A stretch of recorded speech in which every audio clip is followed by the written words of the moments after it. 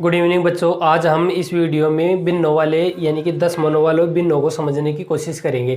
केवल इस वीडियो में यही देखेंगे कि जो 10 मनों वाले जो कोई संख्या होती है उसको भिन्न में कैसे चेंज किया जाता है। उसके बाद में यदि आप ये सीख जाओगे उसके बाद में आगे बढ़ेंगे, लेकिन उससे पहले अपन 10 मनों को भिन्न में ही चेंज करने की कोशिश करेंगे। यहाँ पर देखेंगे कुछ सवाल जो 10 मल्लों को कैसे हटाया जाता है और उसको हटाकर कहाँ पर उसकी जगह पर क्या लगाया जाता है, या फिर उसके स्थान पर किस प्रकार उस भिन्न को यानी कि उस संख्या को किस प्रकार लिखा जाता है, उसको यहाँ पर समझने की कोशिश करेंगे। चलो देखते हैं पहला प्रश्न। और पहला प्रश्न क्या है, जैसे मान लो आपको कुछ संख्या दे दी जाएगी। संख्या देने के बाद 10 मल्लू लगा होगा और 10 मल्लों को हटा के आपको भिन्न में चेंज करना है। कभी आपको मान लो भिन्न में देने के बाद उसको ऐसे कहेगा कि 10 मल्लों में चेंज करो, तो उसको आज समझने की कोशिश करेंगे। चलो देखते हैं पहला प्रश्न। और आपको पहले प्रश्न में मान लो ये दे रखा हो कि 5.4 ये दे रखा है। हमेशा ध्यान रखना ये पॉइंट लगा हुआ है, इस पॉइंट को यदि भिन्न में चेंज करना है, यदि भिन्न में चेंज करना है क्या करना पड़ेगा। 54 है लिख दिया और उसके नीचे क्या लगाएंगे 10। आपके समझ में आपके थोड़ा चक्कर पड़ा होगा, गुरुजी आपने 10 क्यों लगा दिया। क्यों? क्योंकि जैसे ही ये पॉइंट हटेगा, पॉइंट हटते ही उसके बट्टे में जैसे एक संख्या है ना, एक संख्या छोड़ के यदि पॉइंट लगा है ना तो 1 0 लगेगा और 1 0 10 में ही आता है, हमेशा ध्यान रखना। 10 लगेगा नीचे, एक पॉइंट हट के 10 लगेगा। अब ये देखो, इस बात का जरूर ध्यान रखना कि यदि आप ये कहोगे कि सर हमको तो सिद्ध करके बताओ कि 54/10 ही होता है, 5.4 को 54/10 ही लिख सकते हैं। ये देखो, अब इसका अर्थ तो आप जानते हो कि 54 के अंदर किसका भाग लगाना है 10 का, तो आप इस प्रकार लिख सकते हो ना। जैसे 54 है, 54 में किसका भाग लगाना है 10 का, कितनी बार गया 5 बार, माइनस किया तो यहाँ पर तो 0 आ जाएगा, यहाँ पर 4। अब देखो पॉइंट लगाए और यहाँ पर क्या बढ़ा दिया 0। अब 10 का भाग 40 में कितनी बार गया, 4 बार गया कि नहीं, और माइनस किया तो 0।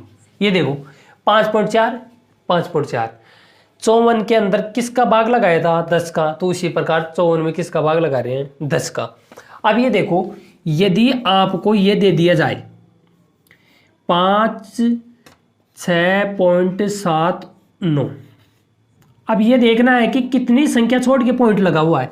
1 2 छोड़ के लगा हुआ है। हमेशा ध्यान रखना, यदि एक पॉइंट छोड़ के, एक संख्या छोड़ के यदि पॉइंट लगा हुआ है तो 10 लगाएंगे। 2 संख्या छोड़ के यदि पॉइंट लगा हुआ है 2 0 लगाएंगे। हमेशा ध्यान रखना, 2 संख्या छोड़ के यदि लगाए तो 2 0, 3 संख्या छोड़ के यदि पॉइंट लगा है तो 3 0, 4 संख्या छोड़ के यदि पॉइंट लगा है तो 4 0। तो इसी प्रकार ये देखो, इस संख्या को ऐसे कैसे लिख दो 56.79। अब ये देखो 56.79 था तो यहाँ पर लिख दिया 5679। अब ये 5679 लिख दिया। कितनी संख्या छोड़ के पॉइंट लगा हुआ था 1 और 2, 1 और 2, यहाँ पर 1 लगा दो।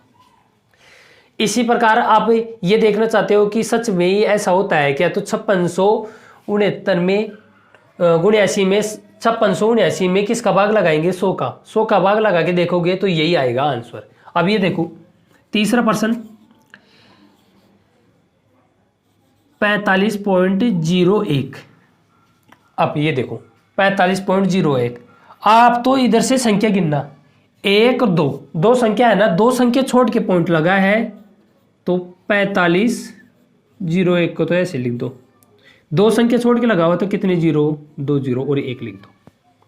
ये हमारा हल हो गया। अब ये देखो 4। अगला सवाल देखते हैं। अगले सवाल में फिर भी कोशिश करना समझने की। ये देखो 56.5, इसे को हल करने के लिए देखो भिन्न बनाते हैं। 56.5 बटे कितना 10, कितना आएगा 10। अब ये देखो इस भिन्न को आगे भी हल कर सकते हैं, क्योंकि ये 5 से कट रहा है, 5 का भाग लगता है किसमें 10 में। और ये देखो आपने विभाजकता के नियम पढ़े हो, विभाजकता के नियम नहीं पढ़े है ना, तो इससे पहले देखना ये एक वीडियो बना हुआ है उसको पढ़ने की कोशिश करना। 56 यानी कि 565 में 5 का भाग लगता है, क्योंकि लास्ट में यदि 5 आ जाए इकाई अंक या फिर 0 आ जाए, उसमें किसका भाग जाता है? 5 का जाता है। तो इसमें भाग जा रहा है किसका? 5 का। तो इसको आगे भी हल कर सकते हो, लेकिन अपन को यहाँ तक ही सीखना अभी तो। लेकिन आप देखो 6ठी 7वीं 8वीं कक्षा में, 6ठी 7वीं में तो भिन्नों वाली अलग से प्रश्नावली है और दशमलव वाली अलग से प्रश्नावली है। बात की जाए 7वीं 8वीं की, 7वीं 8वीं में भी ये बस दशमलव यानी कि भिन्न और दशमलव वाली संख्या यानी कि कुछ सवाल वहां पर भी चलते हैं। चलो इसको समझने की कोशिश करते हैं। आगे कैसे करते हैं? यदि बात की जाए भिन्नों की, यदि भिन्न दे दी जाए आपको कोई भी और उसको हल करवाए। अब ये देखो, आपको भिन्न दे सकता है जैसे 5वां देखते हैं अपन, कोई सवाल देगा